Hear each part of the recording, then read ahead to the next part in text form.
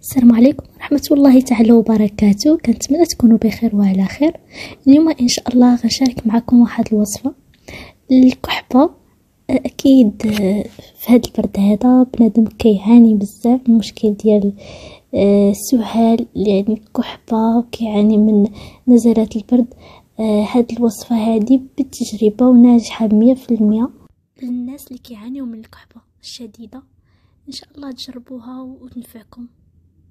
المهم كنحتاجو للصانوج واحد الكميه من الصانوج، وكنحتاجو العسل الحر وزيت الزيتون، يعني 3 مكونات فقط. كناخدو الصانوج وكنطحنوه ولا دقوه في المهراس، يعني يكون ما حرش بزاف وما طبش بزاف، يعني بين وبين. صافي كتخلطوه مع معلقه. المهم هاد الكميه انا اللي درت خلطتها مع معلقه ديال العسل الحر وشويه ديال زيت الزيتون يكون غالب عليهم. كتكون على هاد الطريقه هذه كما كتشوفوا انا درتها في قرعه ديال الزير. وكتبقاو تاخدوها معلقه في الصباح على الريق ومعلقه بالليل.